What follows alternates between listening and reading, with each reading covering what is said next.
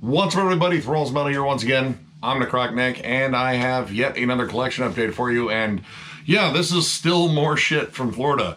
Kind of got a little backlogged just because, well, reviews and such, the Exodus ranking, and of course going to MDF and destroying my eardrums and voice and my feet, but having a great fucking time. But I've been slowly working on this next stack for a while. I was trying to get it done before I left for MDF, and that just was not fucking happening. But I am here with more stuff that I picked up, and this is a really interesting random stack too. There's lots of strange stuff that I had never heard of. I kind of just picked up on a whim, and stuff that I've been after for a while. So let's just dig into this, because this is a giant size stack, and believe me, the next one will also be huge. Ignorance, The Confident Rat. This is the debut album from this UK funk thrash metal act. Came out in 1991 on Metal Blade Records, and well, all right, in the early 90s, funk metal was a thing. You had, you know, Red Hot Chili Peppers and Fishbone kind of doing it too. I guess Faith No More explored a little bit of that, and of course Infectious Grooves. And I guess this band, which I'd never heard of, I decided to take a chance on because it was like $2. So I was like, fuck it, why not? And I can see why it was $2, because this isn't very good. It definitely has like elements of all the bands that I mentioned there, except just not done very well. I do love the bass work. There's a lot of cool funky bass work on here, but there's a lot of obnoxious vocals and not great songwriting. Like, a lot of these songs kind of just miss the hook and come off a little goofy and cheesy, but don't really stay in your head. And honestly, I'm kind of glad they didn't stay in my head, because most of them were just kind of not good. You have some good thrashy moments in songs like Hello and Goodbye and the song Why, but a lot of the time it's just kind of like a basic riff or like a funky guitar over a really good bass line, and then just kind of meandering about with these obnoxious vocals. It just really didn't do much for me at all. The production's decent, maybe a little bit dry, but there were moments that I liked. Again, I think the thrashier tracks kind of stood out a little bit more, but it wasn't entire songs that I ended up liking. It was just a few moments here and there. So yeah, this one I would say just check out. I mean, if you liked the whole funk metal thing that went on in like the early 90s, you might really dig this. I really wasn't a fan, and I do like Red Hot Chili Peppers and Faith No More and Fishbone and Infectious Grooves, but yeah, this really didn't appeal to me much. But still, check it out, form your own opinions. Don't just take my word for it. Listen to it, but it just wasn't for me. Impetigo, Ultimo, Mondo, Cannibale. This is the debut full-length from this Illinois-based death grind act. This also includes the Faceless EP and a bunch of live tracks too, because this is a reissue on Razorback Records. And this is a band that I had heard about for a long time. I just hadn't pounced on any of the releases. Hell, I really hadn't seen any of their releases in any like used CD stores, so I assume people hold on to them. It's a very interesting, over-the-top death grind.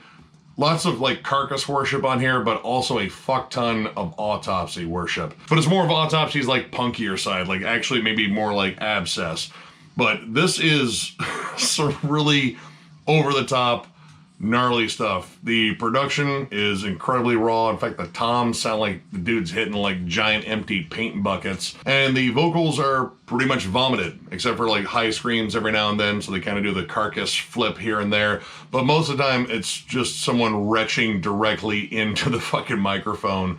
And I don't know, it kind of works. It kind of fits with the whole aesthetic of this album. And yeah, the cover definitely says a lot about the aesthetic of this album. I don't know if I'm going to post the actual artwork over there or the more censored version of it, but it's something. The whole album is fucking ridiculous. I mean, the song titles are fucking great. Revenge of the Scabby Man, Venereal Warts, Part 3. Oh, did they have Parts 1 and 2 on here? Nope. Looks like we start with Part 3 then. Dear Uncle Creepy, Bitch Death Teenage Mucus Monster from Hell. If that's a movie, I want to watch that shit, because that sounds fucking ridiculous. There's a lot of like grindhouse horror movie samples on here, so it kind of fits with the whole cinematic vibe.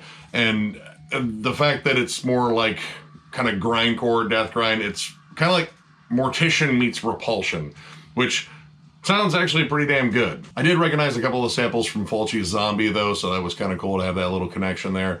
But overall, like, all right, musically wise, this is very sloppy, very punky, just kind of sludgy and dirty as hell, and kind of stupid, but in a fun way. But I actually really enjoyed this, and I kind of want to check out their only other full length because they only have 2, and that kind of puts them on that, you know, radar for a retro review, which I think this band would be a lot of fun to do. I just got to figure out which one of the Thralls wants to actually do that one with me. It's probably going to be John. But yeah, I'm pretty sure a lot of old school Death Grind fans know who these guys are and probably know how fucking wild this album is. But if you've never actually jammed this one and you're looking for something that is pure, ridiculous, over-the-top, violent, gory fun, definitely check this out. This was a fun fucking album. All right, we got a pair from Ihsahn, or Ishan. I'm really not entirely sure how to say his name, but I fucking love his work. So we have his debut album, The Adversary, and we have his third album, After. And both of these albums are wildly different, and that's kind of one of the things I like about Ihsahn is he is very eclectic. His songwriting is wild and all over the place, and these are 2 great examples of how different his albums can be. This one, being his debut, definitely a little bit more rooted towards his black metal side, but very epic and proggy at the same time. It still has a little bit of the symphonic black metal sound that you would hear on Emperor, but mix that with prog and classic heavy metal and some really impressive clean vocals, which you definitely hear more of on After. There's definitely a lot of twists and turns on these albums, but on this one, I especially liked Called by the Fire, which I believe was a single of his. It has some really cool classic heavy metal harmonies and melodies on it. And I found a lot of this to be very comparable to Enslaved, just in terms of black metal meets prog. I think they do it probably better than anyone, well, maybe except for Ihsahn, because this is really fucking good. And despite there being a lot of symphonic elements, and I'm kind of dicey when it comes down to symphonic metal, I found this to be really catchy, and none of the symphonic elements came across as cheesy. But also, I was really distracted or really entranced by all the really cool songwriting. Songs like And He Shall Walk in Empty Places has some really cool thrash riffs on it that I really got into, and they kind of come out of nowhere. But the last track, The Pain Is Still Mine, is practically an opera. And a very well written, very well constructed one at that. Now this one, I think, is even wilder. It's more of a push towards the proggy side, and holy shit, the songwriting in here, I think, is even more lavish. Almost to the point where the songs sound so vastly different from each other, it really makes it like just eclectic listen. Like, this is kind of like the blackened version of a Devin Townsend album in spots. The first 3 tracks are incredibly different from one another. The Barren Lands is a little bit more like kind of proggy, polyrhythmic. You know, you kind of hear stuff that is maybe akin to like Cynic and stuff like that. And then you get down to A Graven Verse, which is just batshit crazy and features Jorgen Munkaby, I think that's how you say his name, from Shining, the blackened jazz group. Anyway, he's just doing absolutely insane saxophone solos over blistering black metal and death metal riffs. Is just an absolutely nuts song. And then you get down to the title track, which is more soft and subdued and kind of explores like the softer side of prog metal. I absolutely love this album. In fact, on the entire trip to Florida, this might be one of my favorite ones I picked up, because this is such a musical journey. And I was a huge fan of Arctis. I mean, I still am. That was probably the one that got me into all of Ihsahn's stuff. This one might be my new favorite. I absolutely love this album. Start to finish, this is such a great listen. I strongly recommend both, though. I recommend pretty much anything that has Ihsahn's name on it, because you're probably guaranteed a lot of really fucking killer music. Both of these albums are amazing, both for different reasons. I strongly recommend you check out these 2 and literally anything else by Ihsahn, because, again, dude's incredible. But yeah, definitely check these out. In Cold Blood, Hell on Earth. This is the debut album from this Cleveland-based hardcore act. Came out in 1998 on Victory Records. I'd actually heard tracks from this album on Victory Records samplers for years.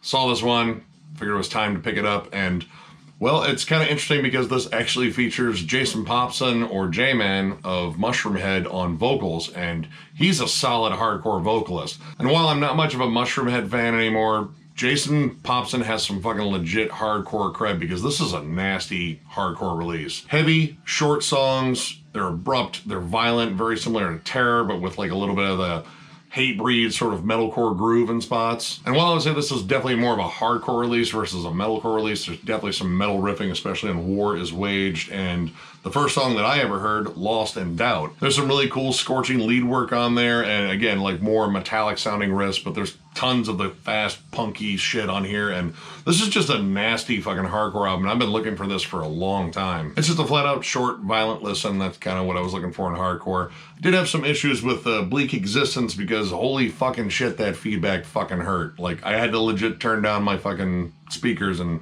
I don't like doing that. So quit with the fucking loud feedback and shit.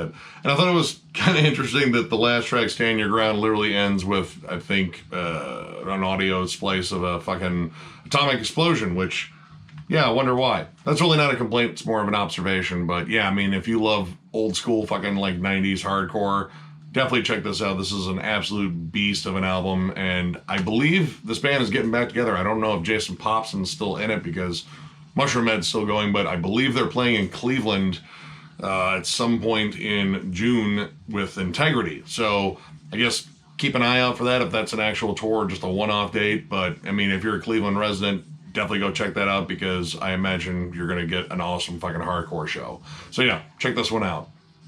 Judas Priest, Hell Bent for Leather. Now, this originally came out in 1978 as Killing Machine, but the band changed the title of the album for most of the US because there was a Cleveland shooting, and they didn't want to get associated with that and sort of change the title. And honestly, the change of title kind of makes sense just because this was the big image shift. Like, this is where they started sporting way more leather, and, you know, Rob Halford really started adopting his more leather look on stage. So, yeah, it kind of makes sense. Now, as for in their discography, this might be the last one that I actually really want, but I still might get more. Like, I still don't own Rock and Rolla, which I've heard, and it's okay. Not the biggest fan of Turbo, and then Demolition, I just kind of don't want. But I'm super happy I found this one. There's so many songs on here I love. Delivering the Goods is such a fucking killer opener. Of course, the title track. Running Wild, fucking amazing song. The Green Manalishi with the two-pronged crown. Great fucking sort of hidden gem on there. And there's some good sleazy fun on here, like Burning Up. I really dig this album. And again, this is, I think, where they started really honing in on the sound that they would really be associated with. Like, especially, you know, like Screaming for Vengeance and, of course, fucking British Steel.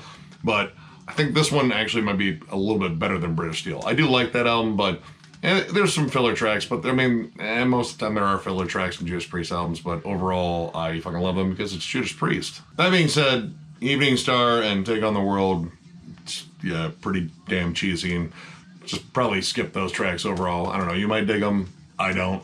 But overall, super happy to find this one. Again, I might get those missing pieces in the discography for Judas Priest, but I don't know. But what I do know is I like this one. I think it's a solid album. Eventually we're going to get down to like ranking Judas Priest at some point. That'll probably be Shred's pick because he fucking loves this band. But I love this band too, so I won't mind that one at all. But yeah, if you've never heard this one, of course, definitely check it out. This is some solid classic heavy metal. Catatonia, Discouraged Ones. So the third album from these Swedish, well, they were Death Doom, and then this was kind of the big shift in sound. So this was more like gothic metal, I guess. Either way, this actually completes pretty much everything for their full lengths. Like, now have all their full lengths, and I was pretty happy to find this one. This one, coming off of their first two albums, is definitely different because notably there are no more harsh vocals at this point. Like, occasionally you get a scream here and there on their later releases, but not very often. This is where the clean vocals really kind of took over. And stylistically, like, a lot of the more death metal elements, like the Death Doom elements, kind of are taking a backseat in favor of more like gothic stuff. Like, this is like a heavier Sisters of Mercy, so like maybe Gothic Doom would be more accurate. I don't know. Describing Katatonia is always kind of difficult because they kind of have their own sound. And that's kind of regardless of what era you listen to. Like, they just really have their own thing. I would say the production's like a little bit bigger on this one. And again, they kind of latched onto one particular style. And the clean vocals, while I think they're good, Jonas would get a lot better later on. And a lot of these songs kind of ran together. Now, this one, honestly, is one I have never listened to. For some odd reason, I just never got around to listening to this one, and then I realized I was actually missing this, and I saw it and was like, well, this would complete it, and that's pretty much it. But I think this is an interesting album. It's definitely like a transitional album in terms of their sound. And I think there was a little bit more experimentation with atmosphere in here, though there are some kind of misfires, I think. The song Gone, it has this really cool isolated acoustic intro, and I think it's really good. And you have Jonas come in with these vocals with like sort of a walkie-talkie filter or something like that. And then it goes into this big grand crescendo at the end, but it kind of cuts off like really soon. Like I feel like there should have been like a lot more song there. But overall, I kind of liked that feel. And yeah, there aren't a tremendous amount of dynamics. Like again, this is something they would get a lot better at later on. But I think this is a really interesting album. And again, coming from the first two, this is pretty fucking different. But if you've never jammed this one, much like I hadn't for years, I recommend it. It's a really interesting listen. Again, more akin to like very heavy goth rock, but still really good. So yeah, check it out. Knut. This is their self-titled debut EP. This is a Swiss-based sludge metal act. And this is one of the few things that was missing in their discography. Now, unfortunately, it kind of comes at a fucked up time because their frontman sadly passed earlier this year. And really sucks because I think this band is just sort of very different in terms of sludge metal. Like this is like the math metal hardcore sort of version of sludge metal, like sludge meets botch, or like Converge working with the Melvins on a like singular project. It's very strange sounding. It's noisier than hell. The songs are very spastic. The vocals are fucking frantic screams. There's lots of dissonant squawks and big chunky sludgy riffs all over the place. It just feels chaotic, but in a really good way. And despite all the like big spaz outs on here, there's some really like dark, sinister sounding songs, especially the last song, You Deserve Me, which is just slower and brooding and just feels oppressive and dark as hell. And if you're just looking for their chuggier, heavier, more straightforward side, the nasty, chuggy riffs on The Will to Please should scratch that itch. Now, there isn't much to really talk about on this since this is only like 14 minutes long, but this is a band that I think is just very strange in terms of sludge metal. At least that's where, you know, the archives has them classified. It does kind of fit. It also could fit under like hardcore or math metal occasionally. They're just a strange band. I recommend checking them out. I think, you know, most of the releases are pretty solid. Terraformer, I think, is a really good one. But this is a really solid EP. I'm super happy I found it. Again, rest in peace, their frontman. This band is fucking awesome. I don't know if they're going to continue on without him, but I would understand if they didn't. But definitely check out their stuff. This is just sort of wild, nut-sounding, sludgy, hardcore, whatever. I don't know. It's just brutal, and it's loud, and it's in your face, and it's awesome. So check it out. All right, we got a pair here from King's X. We have Faith, Hope, Love, and Dogman. Now, in terms of like the chronological order of this, in terms of releases, this is either the third or fourth album, and this one is either the sixth or fifth album. And that is because they went by a different name earlier called Sneak Preview, and some people count that in this discography, and others don't, so it gets a little bit confusing. But I've been meaning actually to check out this band. Like, I've always heard about this band. I just never checked them out. And I believe through a lot of conversations with Jeff over at Metal Madness, I know he loves this band. I was like, you know what? Fuck it. I'm going to get some of their shit. And honestly, with all the fucking Galactic Cowboys that I picked up, I should have brought them up a little bit more in that description because Galactic Cowboys are definitely influenced by these guys for damn sure. Not only were these guys kind of like hard to pigeonhole in terms of their sound, like it's prog metal, it's also kind of groove metal, it's also like, you know, straight up rock. They were also a Christian act, at least for a time. Now, this one I think is maybe not as much of a metal album as I thought it would be. Like, I always saw this band sort of lumped in with like the metal crowd, but hearing this sounds more like a prog rock album or like kind of an alternative rock album. I know this one had a big hit. I believe it's the song It's Love. Honestly, I don't think I've ever heard that song, but I know King's X fans definitely know that one. This is a really interesting album. Tonally kind of all over the place. You have a lot of great vocals on here and great vocal hooks because Doug Pinnick, wow, what a fucking singer. That dude is amazing. And also a hell of a bassist. The bass work on here is fucking awesome. But there's sort of like a lot of like flip-flops between styles on here. Like you have some heavier tracks on here, but they're kind of sandwiched in with a lot of softer, more accessible tracks. Like the song Moan Jam? It's probably Moan Jam. I don't know. Very punky, like a big high energy track with a DB to it and a really fucking long lead section, which Honestly, I had no complaints about it because the lead work on here was fucking scorching. And then you have the song Talk to You, which is kind of out of nowhere, like one of the heavier tracks on here, because again, a lot of this is very accessible, though this band really didn't get a lot of success on the radio. Like, I believe this one sold pretty well and might actually be their highest selling one, I think. But it didn't make like a giant impact on, like, you know, the radio or anything like that, even though a lot of bands out there were having them open up for them, touring with them. And those bands would actually end up becoming very popular because this band seemed to influence like prog and, you know, like flat out metal and even the grunge scene. But overall, I thought this one was pretty good. It kind of sticks to the more straightforward rock sound, like writing a big hooky chorus, very straightforward songwriting, but it was heartfelt and it was earnest. So I kind of like that one. Now, I believe Doug Pinnick said he wasn't a big fan of the production on some of these earlier albums because it didn't really capture their live sound, because live, apparently they were a lot heavier.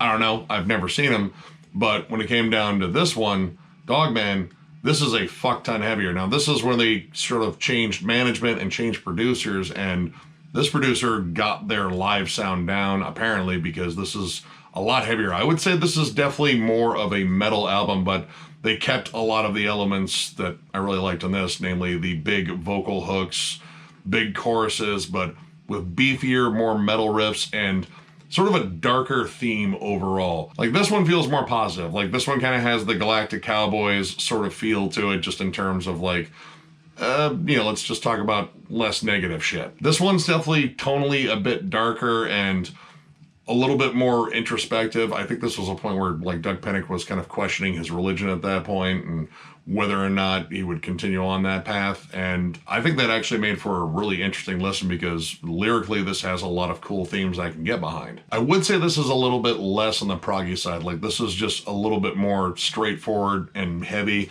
And what it loses in prog, it kind of gains in some attitude, especially the big sludgy riffs on Don't Care or Black the Sky. Solid standouts. I think I like this one a little bit more, but I still like this one. But honestly, this kind of makes me want to listen to more King's X, because this is really good. I don't know if I'm going to work my way backwards from this one or work my way forwards from this one. I don't know. I'll probably just pick up whatever King's X I find, because I'm pretty fascinated by this band. But yeah, if you've never jammed King's X, these two are wildly different, but they're both really good, and I just recommend getting into them because I think this is a really interesting band overall. So yeah, check it out. Lago Marianas. This is the debut EP from this Phoenix-based death metal act. Came out in 2010, and this is one I actually brought up, or not specifically this release, but their full-length Sea of Duress on an underrated death metal albums, and I absolutely love that album. And again, being on Unique Leader, at least at that time, I don't think that was a very well-promoted album, even though I thought it was fucking brilliant. It didn't really fit with the Unique Leader sound. This is definitely a bit more raw than Sea of Duress. Like, this is, you know, very much their sound. It's very similar to bands like Immolation, Hate Eternal. Actually, the vocals are very similar to Raw Stolen. They're very deep, but the production here, not the best, especially when it comes down to the drums. The drums just don't sound good, and they're not very powerful in the mix. I think they get drowned out by the vocals and the guitars often on here. There is a little bit of black metal on here too, and they do kind of switch up the vocals. There are some blackened screams on Yoma and Arbitrary Conflict that kind of add a nice sinister dark sound that isn't like death metal sinister, but definitely more black metal. And they threw in a punk cover. Like, it's a flat out death metal punk cover of a song called Headless Heartless, which was done by an underground punk band that I totally forgot to write down, but they did a solid job. This is definitely a shorter offering. Like, there really isn't much to it. Like, it's about 20 minutes long, but this is just some solid, nasty, just ugly, dark sounding death metal. Production, yeah, not that great, but the songs are really good, and honestly, I strongly recommend Sea of Duress if you have not jammed that one. That is a fantastic album and kind of a hidden gem on Unique Leader's roster, which I think they're still a part of that. But either way, I definitely want to hear more by that band because they're fucking sick. So yeah, this was an awesome find, and I recommend checking out most things by this band. So this was an absolutely awesome find, and of course I recommend checking out pretty much anything by this band. I just think they're flat out awesome, but yeah, check them out. Lard, 70s Rock Must Die. This is the second EP from this punk/industrial metal supergroup. Features Jello Biafra on vocals and Al Jorgensen and Paul Barker from Ministry. And this is one I just sort of picked up. I love their first 2 full lengths. I think they're fucking hilarious. They're snide. They're fucking sarcastic as hell and very catchy. And this one, I just wanted more Lard, which is a strange sentence to say when talking about a CD, but I did. And this one is just kind of okay.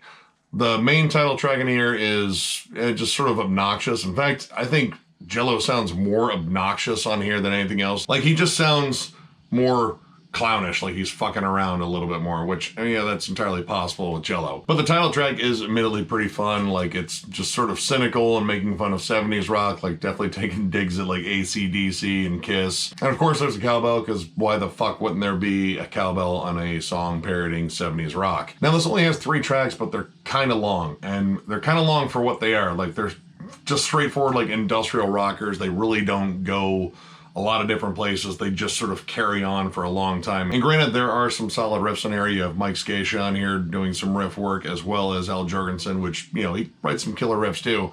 But the songs aren't necessarily that interesting, and they're just sort of weird. Like, there's weird chant at the beginning of Volcanus 2000, We Wipe the World, which, nope, that's definitely a butthole joke there. I didn't even notice that. But yeah, they just kind of hang around for too long, and I think this is the last thing they put out before sort of unofficially splitting or going on hiatus. Like, I know Jello and Al both want to get together and do another Lard album, but I guess the schedules are just sort of conflicting at this point, so they can't really seem to get together because both of them are always working on shit. But yeah, this one, a collector's only kind of release. Like, if you're looking to hunt down all the Lard releases, yeah, I'd say get it. But honestly, if you're not, I would just say get the 2 full lengths. I think they're both really fucking good. But yeah, this one's just sort of a novelty. It has its moments, but overall, not extraordinarily necessary. But still, check it out. For my own opinions, you might love the shit out of this. I just think it's okay. And honestly, with the people involved in this project, I think I wanted more than okay. But still, again, check it out. Madball, Demonstrating My Style. This is the second album from this band, came out in 1996 on Roadrunner Records. I actually got into Madball, actually before I ever got into Agnostic Front, which is, you know, kind of an odd order since Freddie's the little brother of Roger Murray.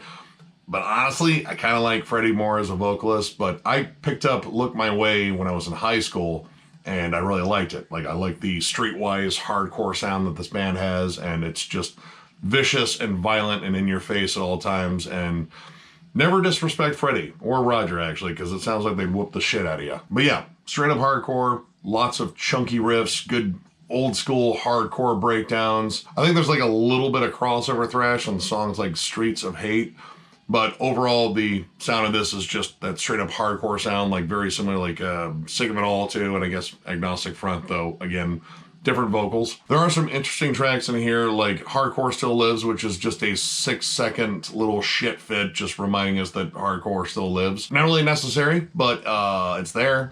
And then the next track, Nuestra Familia, is a little bit more rapped, and I mean, given that this came out in 96, the whole nu metal thing was still kind of gaining a little bit, but, you know, sort of rap vocals aren't completely alien to hardcore, so I don't know, I just thought it was interesting because that was the only place where I really heard that style. But overall, I really enjoyed this. Up until the hidden track on the last track, Ball of Destruction, I don't know why that shit happened so much. Like, I think when I was a kid, I thought it was cool, but it's not. It's just annoying. There's like a full, like, minute of silence before it goes into another track, which the other track's really cool. It's just, why was there all that space in there? Like, I think it was probably more than a minute. I don't know. It was irritating. Tired of hidden tracks, and I've been getting a lot of stuff from the 90s and the early 2000s here that seem to think that that was a good idea. It's not. But overall, I do really enjoy this. I think, you know, Madball's a pretty underrated band. I definitely want to get more of their shit. But yeah, killer stuff right here. If you love old school fucking hardcore, you'll definitely dig this. So yeah, if you haven't checked this out, check it out. Mana Storm, Fornjot. This is the debut full length from this Swedish stoner doom band. Came out in 2015 on Napalm Records. And this actually features Daniel Arvidsson of Draconian on here. And honestly, listening to this, like, it's stoner doom, but it's very depressive stoner doom. Like, they took way more from the doom side than they did the stoner side, because this feels bleak and oppressive. And, you know, with the stoner side, you kind of want a little bit of warmth and maybe like a little bit more of that Sabbathy sort of riffage, but this feels just dark and foreboding, like very almost gothic, like Paradise Lost, except with like a little bit of sleep to their sound. Now, I love the fucking production on here, though. The bass on here sounds absolutely massive, and when you're greeted to that opening riff on Augur's Echo, which is a giant-sized track at over 11 minutes right from the rip, man, like, it is just this pummeling, slow, heavy chug, and oh my god, it's fucking great. A lot of this reminded me of the band Forming the Void, which is, you know, a little bit more underground, but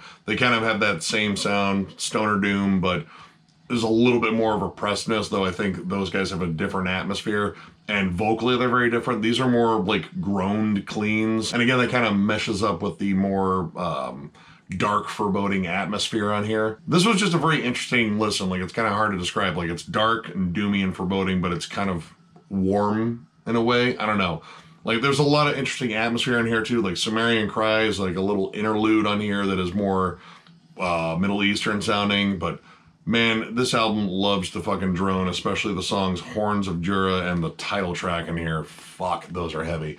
Also, apologize for my voice. I still haven't fully recovered from screaming my fucking dick off at MDF. Like, literally every band was like, oh, I can growl along and then do woo at the end, and why does my throat hurt? Oh yeah, I'm an idiot, but a very passionate idiot for metal. But yeah, this is an awesome album. I definitely want to get more by this band. I think there is at least one other full length of theirs, but I definitely want to check it out. If it sounds anything like this, I'm probably going to dig it. So yeah, if you love stoner doom and you like your stoner doom particularly dark, check this thing out. It is a massive sounding album.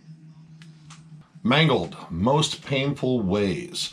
This is the second album from this Dutch death metal act. Came out in 2001. I actually brought up their final album, Witness Disposal Program, in an underrated death metal albums. Actually, it might have been the same one as Lago. But I've been looking for more by this band. Unfortunately, they broke up in 2006, and they only have a few releases, and I wanted to check out this one. And this is just straight up brutal but very thrashy death metal, very Floridian. Actually, it reminds me a lot of like Deicide, Monstrosity, stuff like that. The production here is really interesting because the guitars almost kind of have that HM2 sort of buzzsaw snarl, but it's more like US death metal style in terms of like how they write songs. Like, again, more Floridian, but with a little bit of Swedish death metal. So it's kind of like an interesting little bridge between the two styles, but stylistically, though, in terms of songwriting, I would definitely say it's more like US death metal. Namely, I would say like Corpse Grinder era Cannibal Corpse. The vocals kind of have that sort of feel, and the very thick, chunky riffs kind of scream that sort of like Pat O'Brien style of riffing on there. And vocally, it's very dry. There's not a lot of effects on it. It sounds very throaty. But I would say there's also a little bit of like brutal death metal or like proto-brutal death metal, kind of like early Suffocation, especially the song Blood-Fed Orgasm, which I'm not going to kink shame there. I feel like I should, though, because that sounds pretty dangerous. But, you know, whatever, different strokes for different folks. I mean, you know, you could be into some weird shit like, I don't know, getting head in the middle of a fucking autopsy mosh pit. People are weird. But this album is pretty much non-stop brutality. It does not relent. And there's a little bit of like self-aware humor in here, especially the short, blistering track, Hellrose Place, which honestly sounds way more interesting than Melrose Place, because I never liked that show. But a big standout for me was Revelation of Soulside Pain. There's a really cool, bouncy, sort of chuggy groove to that song that I really liked. It's got a solid hook, it drew me in. I want to get more by this band. I probably want to get some of their earlier stuff. Like the later stuff I like Witness Disposal Program, I think is a pretty good album. I like the grittier sound on this one, though. But overall, I just want more of this band because I really enjoyed this. So yeah, if you like old school death metal that's kind of Swedish sounding, but also mostly US sounding, I don't know, it's an interesting bridge between the two. Definitely recommend this one. I mean, check out Witness Disposal Program too. That one's pretty damn good. But yeah, I think this one even better. So check it out. Master, the New Elite. This is the 11th album from this, well, originally US old school death metal band, but they moved to the Czech Republic, I believe, or Czechia, or whatever they're calling it now. I don't know. That whole area has you know, a lot of turmoil in terms of name changes, regime changes. I don't know, whatever it is, that's where they're from now. And this is straight up old school death metal with a sort of punky sneer. There's a lot of comparisons you can make to Autopsy with this band because it's punky, it's thrashy. The vocals are kind of over the top. They're death metal roars, but with a sort of a punky sneer to them. So yeah, very similar to Autopsy, in fact. Thick, chunky guitars, gritty production. Again, a lot of D beats and sort of fast, thrashy, like Slayer, like machine gun chugs left and right on here. But you still get some like solid grooves on here, like Redirect the Evil, which kind of starts off a little bit more groovy, but of course inevitably breaks into a thrashy section at the end. It's a nice change of pace. And then there's like some extra atmosphere in here too. Newer Forms actually starts off as like kind of a more like incantation, like Death Doom vibe. It feels a little bit more evil and sinister. But inevitably, it goes back to what they do, which is, you know, meat and potatoes, very punky death metal. And that is kind of a complaint in here because it is a bit long of an album for everything that's included. Like, it's very meat and potatoes, but it's fun. It's well written. It's just a bit long, so you're kind of hearing a lot of the same style of stuff. Like, there's not a tremendous amount of variety in the songs, but at the same time, I didn't really dislike any of the songs. It's just, I felt like I'd heard them before, like a couple tracks previous. I like a lot of Master's work, but that is kind of a complaint that they kind of get locked into one particular sound and then it sort of just hangs there for too long. But at the same time, I like that sound, so I will probably just keep coming back to Master and probably keep buying more of their albums. But yeah, this was a pretty solid one. I did really dig this one. I like the album that came out after this one, which I believe was Witch Hunt or something to that effect. I can't think of the damn name of it. But I like that one a lot more. I thought it was a little bit faster. I think the songs were a little bit more dynamic. But this one's still really fucking good. So yeah, if you like Master, like, you're gonna like this because it sounds like Master. Like, they really don't change around that much. But honestly, I really wouldn't want them to. So yeah, again, if you like Master, you'll probably dig this, and if you've never heard of Master, I would start with the first two albums, but honestly, most of their albums are pretty much have that similar sound, but yeah, this one's still really good, so why not start here too? So yeah, check it out. Metal Church. It's their self-titled debut from 1985. This is a San Fran-based, or at least then San Fran-based, thrash metal / speed metal acts. I actually owned one of their albums when I was a kid, but I unfortunately lost it. It was the Human Factor, which was one with Mike Howe, rest in peace. And I've been meaning to actually like come back to this band, and I saw this in a used bin and was like, dude, why not start here? Because this album gets a lot of love, and I can see why, because this is a fucking riff fest. Now, vocally, it's definitely more along the lines of like speed metal clean vocals, like Flotsam and Jetsam, or even kind of power metal. I'm not going to call this band power metal because they're not power metal, and I don't like power metal, but comparable, like more US power metal. But the riffs on here are fucking sick, and this is very heavy. Like, it's not like cheesy at all. Like, it does have a couple of moments on here, but honestly, it's the riff work, the lead work on here, and it's a very fast-paced, thrashy album with really solid songwriting. Songs like Merciless Onslaught, Hitman, and my favorite, Nightmare. All thrashy, high-energy bangers with solid fucking riffs. And then you have Gods of Wrath, which is the longest song on here, and it is just a huge, epic sort of 80s rocker. Lots of Annihilator vibes on here, too. Like, I think there's a lot of stuff that's very comparable to that band. The pacing of this album is very interesting because it starts off more mid-tempo, and then the whole middle section of this is very fast and high energy, and then it sort of closes on a more epic note. I do think the high vocals on My Favorite Nightmare, though I do like that song, are a bit too much. Like, he's reaching way too fucking high, and it just kind of comes off as a little grating. And the cover of Highway Star is kind of just decent. Like, they kind of try to speed metal / thrash it up, and I don't know, it kind of loses a bit of its appeal. Like, you know, there's no Hammond organ solo, which that's like one of my favorite fucking moments on there because John Lord fucking ruled. So it's kind of a mixed bag on that cover, but overall, fucking dig this album. This is solid fucking old school speed metal, and I've been meaning to actually get more of the early Metal Church stuff, which you'll see that in a future collection update way off in the distance because there's still another batch from Florida coming up. But yeah, awesome album. I really fucking dig this one. I don't know why I slept on this one for so long. Maybe I just thought the name was too damn cheesy. But I am super glad I picked this up. So if you have never checked out Metal Church, this is not a bad place to start. Their early stuff I think is particularly good. But I don't know. I haven't really jammed the newer stuff, so I really can't say. But I know the earlier stuff, pretty damn good. So yeah, check this one out. It's just fucking old school thrashy fun. My Own Victim. No voice, no rights, no freedom. This is the second album from this Kentucky-based hardcore / metalcore act. I actually heard about this band through Century Media samplers, which this came out in Century Media. And I've been meaning to actually get one of their albums for a while. Like, Century Media really wasn't known much for hardcore outside of Marauder. And I thought this band sounded really interesting just in terms of the songs I heard. Now, granted, the album title kind of sounds like something you'd hear some drunk dude in an Affliction t-shirt yell on his way out of getting kicked out of Applebee's. But honestly, it's a pretty decent album. Now, the songs that I heard initially on the compilations were a little bit faster. Like, honestly, it was the song Walls Apart was the one that really stood out.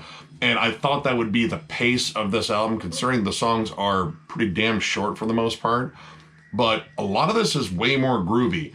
Now, calling it metalcore also doesn't feel right because a lot of this is way more hardcore oriented. Like, the breakdowns scream more hardcore than metalcore. Like, you don't get like the, syncopation as much. It's more just sort of single bass, hits in terms of the bass drum and, big chugs over that.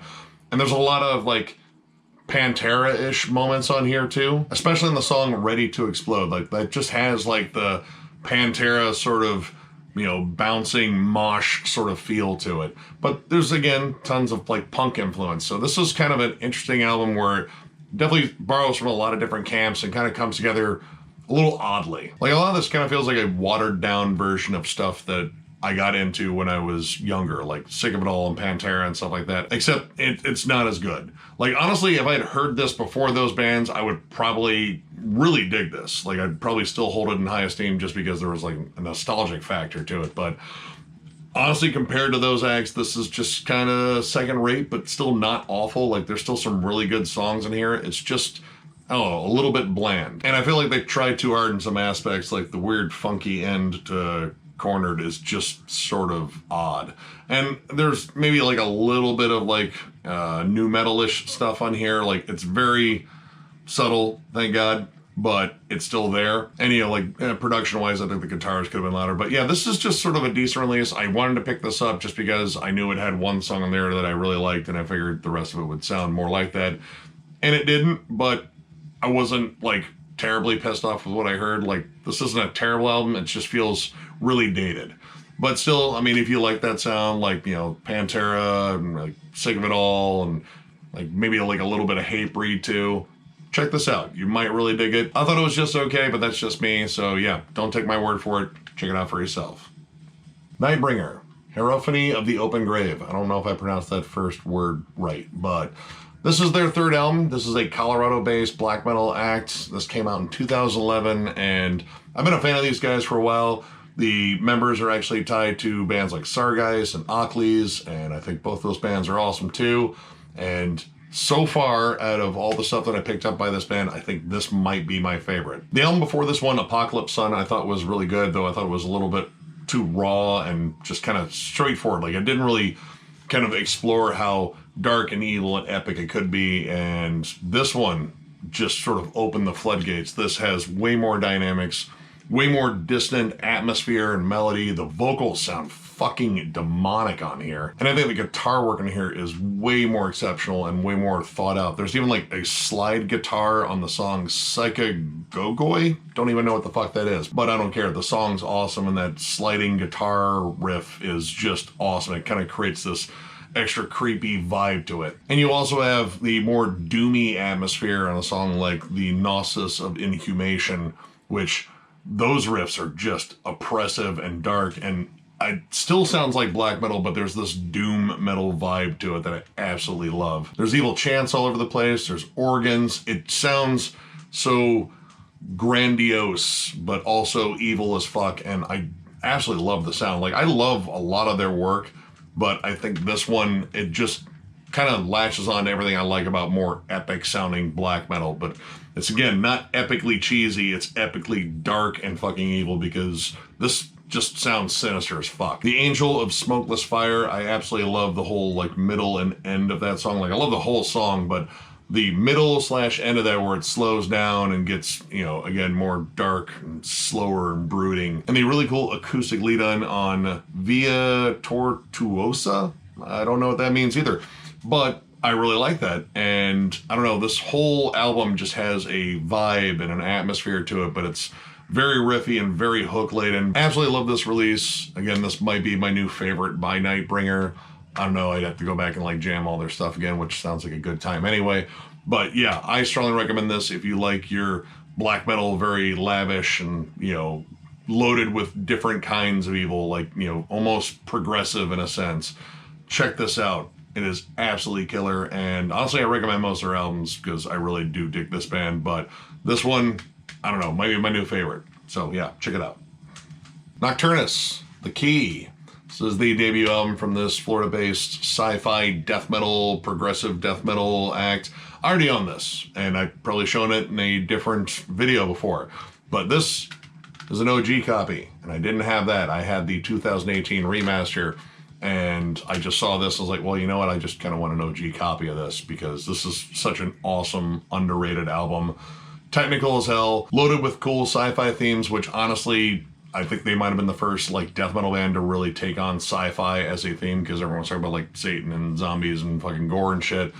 These guys went a completely different direction. Just saw Nocturnus AD at MDF. They put on a pretty decent set. Again, I had issues with the sound there if you guys already watched that video, but this album's a fucking underground classic in my mind. I really wish Thresholds was a little bit better, but this, absolutely killer, and really don't need to say much about it because I've shown it before, but yeah, absolutely love this album. It was cool finding an OG copy, so moving on.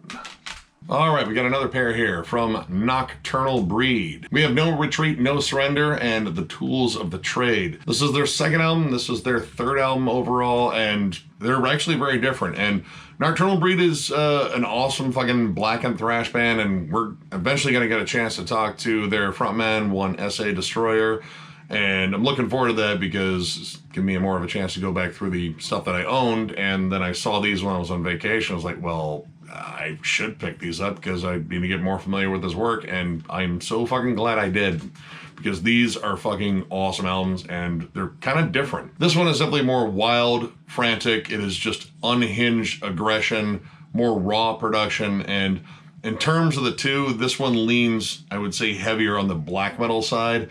It still has a lot of thrashy moments, but it's very like early thrash, or like that sort of thrashy black metal, like kind of like early Sodom, early Creator, early Destruction, and of course Slayer, because Slayer, that's pretty much the only reason. But there's also like some cool punky elements on here, like the song Thrash the Redeemer. There's like, you know, more of a DB feel, and there's sort of like a more punky vibe to the song. And I like the kind of like subtle nod to Carcass with the pitch shifted vocals on Warhorse, and man, the triplet chugs on that fucking song are monstrous.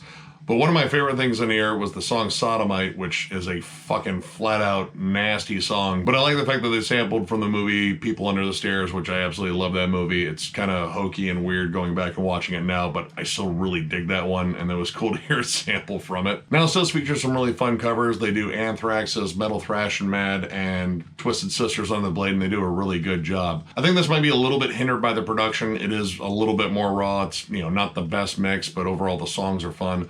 There's a hidden track, though. It fucking drives me nuts. I hate when there are hidden tracks. But this did come out in like 1998. That was kind of the thing back then. But yeah, fucking killer album.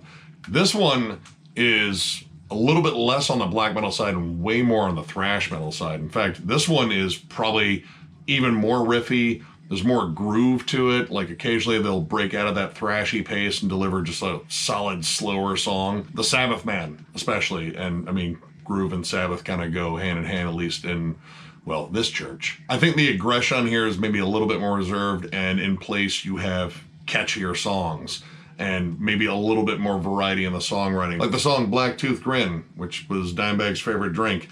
A little bit more like classic heavy metal vibes on here. And they do throw in a fun heavy metal cover with Wasp's Ball Crusher, which did a fucking solid job. Yeah, I think this one's a little bit more memorable because the songs are a little bit different. I like the pacing of it. Like, I like the frantic pace of this one, but I like the varied pace of this one, and I think that made the song stand out. Now, this one also had a hidden track. The last track, Scarred, I think it ends around like 4 minutes and 22 seconds. Actually, no, that's exactly what it says. 4 minutes and 22 seconds, but the song itself is like 6.5, and then there's this long silence, and then you get this little movie sample at the end about a dude wanting to know if the dude next to him smoking weed or something. I don't know. I hate hidden tracks, but again, this came out in, I believe, 2000, so that was kind of the thing back then, so can't really knock it. So overall, both of these are really good, and I like the fact that they're both different. They're like kind of two different sides to the same band, and I think they really excelled at it. So yeah, if you have not checked out Nocturnal Breed, I would say most of their albums are really good so far from what I've listened to. I'm a big fan of the album Fields of Rot, which I did bring up in an underrated albums thing a while ago. But I would recommend either one of these. If you're in a more aggressive, let's just go fast all the time mood, this one is pretty much that. And if you wanted a little bit more varied, but also still want to go fast as hell, this one I think would do just fine too. But the main point is, check them both out and check out Nocturnal Breed in general because fucking awesome band. Oceans of Slumber, Winter. This is the second album from this Houston-based prog metal act. I am a huge fan of their self-titled album from 2020 that made my year-end list, and I saw this and I decided I needed to pick it up because I was such a huge fan of that album, and I'm a huge fan of this one already after like a couple of listens.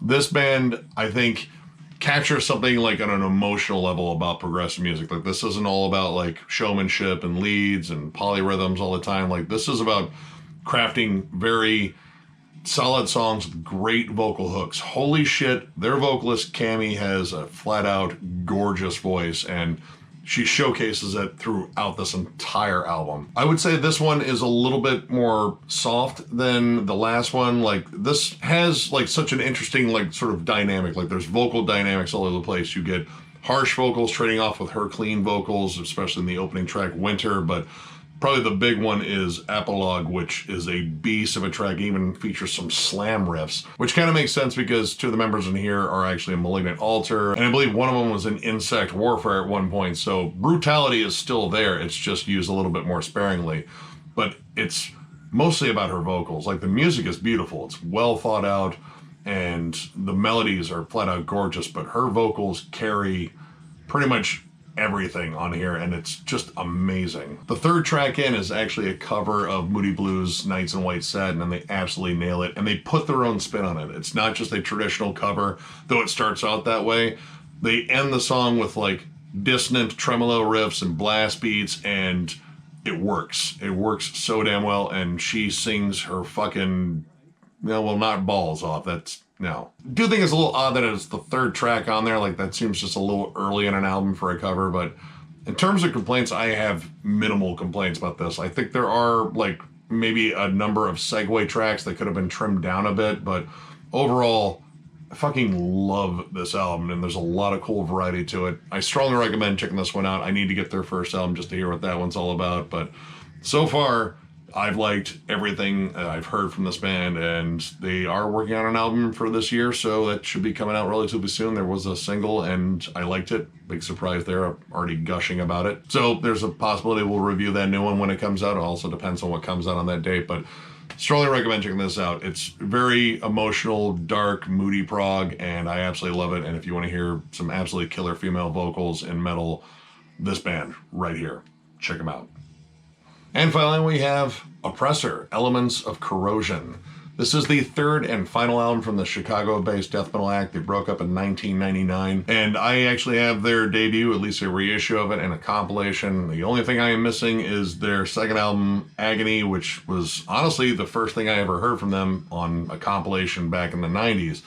And this is just straight up old school death metal, lots of brutal fucking like Cannibal Corpse worship and like I would say deicide in there, possibly Suffocation. Compared to their earlier albums, this I feel is a little bit more technical. Like I think Agony was a little bit more groove centric on that one. Like it still had its more technical moments, but this one I think is way more aggressive and fast paced, and you have way more like technical play on here. Like the transitions seem a little bit more technical. The guitar work is a little bit more flashy in here, but it still delivers big giant riffs. Mixed in with all the Cannibal Corpse level brutality, like I hear like a little bit of like the more proggy side of like Pestilence or Atheist on here.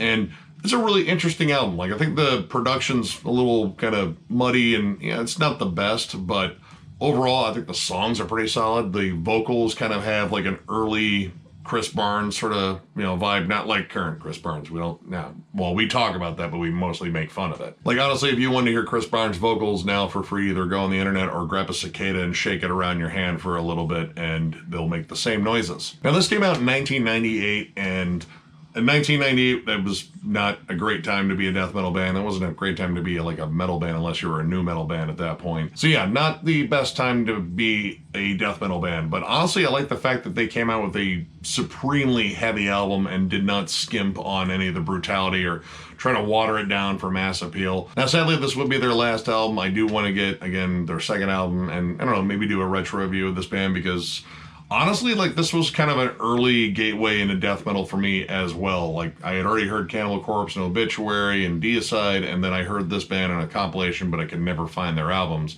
And now that I'm hunting a lot more for CDs than I was when I was a kid, I kind of want to, like, kind of complete the whole set here. But yeah, this is a pretty solid album. I actually really dug this one, and so far out of the ones I own, I think this is possibly my favorite. Since there's only like 3 full lengths, there probably won't be a ranking, so I can tell you that. But yeah, if you like old school death metal, like a little bit of that Floridian sound, recommend this one. This is a solid album. All right, that knocks out another giant size collection update. I hope you're still with me at this point because I've been rambling about music for a while now. Fair warning, the next one will probably be just as long, but after that one, I'll be done with the whole Florida haul and I'll be able to move on to other stuff, like stuff that was sent to me from fellow YouTubers, stuff that I picked up in stores. I feel like it's been a while since I've talked about a new release in a collection update. Like most of the stuff is a little bit older, so I'm kind of excited to get to that point, but we got one more to go before we can. So yeah, a lot more stuff to listen to before we get to that. So if you enjoyed this video, give it a thumbs up, and if you're new to the channel, subscribe because we do stuff like this all the time. We're also on Patreon. If you'd like to help us out there will be a link down below. We're starting a fun little Ask Us Anything on there. So for all of our patrons, go on to Patreon and put some questions in there. Like I said, it's an Ask Us Anything thing, and we intend to have a lot of fun with it, and I'm pretty sure you guys will too. There'll also be a link down there to thrallsmetal.com if you would like to get one of our kick-ass shirts, and there's also going to be a link down there for the Denver Death Fest, which we are still taking submissions up until the 15th of June, and then after that, we will start slowly making some announcements. Now, for those who don't know, this will be going on from the 30th of September all the way through to the 2nd of October this year in Denver, because duh. And we're looking at kind of possibly starting an annual thing there. I don't know, this might be a one-off thing. I don't know. It kind of depends on how this one goes. But either way, we want to do this and, deliver some fucking killer music to you guys. If you guys can make it out to Denver, we would love to fucking see you. Outside of that, reviews coming. The next thing is Pantera. Looking forward to going over that and revisiting my shitty teenage years, pissing off my mom, literally doing everything and playing Pantera in my room really loudly so she could yell at me for something else. I earned it. I was a dickhead kid. But also, we're working on a ton of other stuff, so definitely stay tuned to the channel. And as always, thank you all so fucking much for subscribing, liking, following, commenting, all that shit. We love the fuck out of you guys. We love doing this, and honestly, after getting back from MDF and having all you guys come up to us and shake our hands and thank us and just hang out, like, that was one hell of an experience. And man, I'm still sort of processing it, but it was so much fun. Thank you all, and to everyone that wasn't there too, which were plenty of you. Thank you to everyone out there. Like, all you guys keep us going, and that's just an amazing thing that has happened here on this channel. Like, there's a really cool community. So yeah, no, I've kind of turned this whole thank you part into a long, awkward hug where I don't let go, but I just wanted to make sure you guys knew. So once again, thank you all very much, and we will catch you later.